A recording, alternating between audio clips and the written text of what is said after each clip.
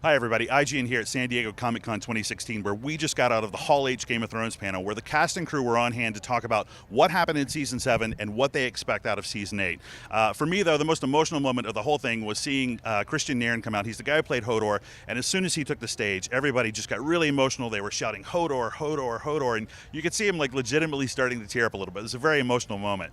On the logistical side, they talked a little bit about the production and being shifted back a little bit. They need the locations that they're shooting to actually be in winter now that winter has come to Westeros, which means a later shooting date for the series, which means a later post-production date, which accounts for the release of the show in summer rather than in spring. We also talked a little bit with Miguel Sapochnik, who was the director of 2 episodes this year, notably Battle of the Bastards, where Jon Snow and Ramsay Bolton went at each other in this gigantic climactic battle. They talked a little bit about the budgetary concerns. You know, they opted not to use horses because it would be too expensive, and it was ultimately dangerous to have horses running at men on foot. So they changed the tenor of the battle a little bit. They talked a little bit about the production of the bodies too. You have these giant mounds of bodies that are actually acting as terrain on the field. There are 257 different bodies that the art department would move around in between shots to create the terrain for the battle. We also heard from Sophie Turner, who talked about Sansa's hopes for the future. She did say that she feels like Sansa would want Jon and Sansa to be king and queen of the North, but ultimately she said she feels like Sansa is way more qualified than Jon is because she's smarter and more intelligent than he is, which I thought was a really great answer for Sansa.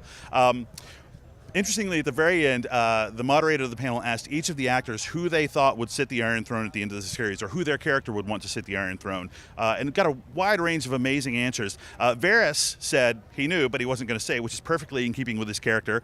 We heard Sansa say that she thought Littlefinger should sit on the Iron Throne, which evoked cries of shame, shame, shame from the crowd. It was a really awesome moment. Ramsay had a very un-Ramsay answer. He said, melt the whole thing down and turn Westeros into a representative democracy, which I thought was very clever. But my favorite was Hodor's answer, where he said, it's not really going to matter who's on the Iron Throne. It's not going to be relevant by the end of the series because it's going to end, presumably, with the climactic battle between the forces of good and evil, between whoever the political powers are in Westeros and the Night's King. But if pressed, he would want to see somebody with honor and integrity sit on the Iron Throne, and so he's throwing his weight behind Brienne.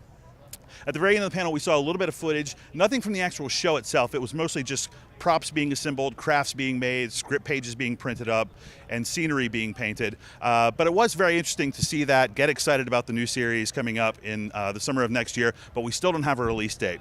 So for everything here at Comic-Con, all things Game of Thrones, you're already in the place you need to be, IGN.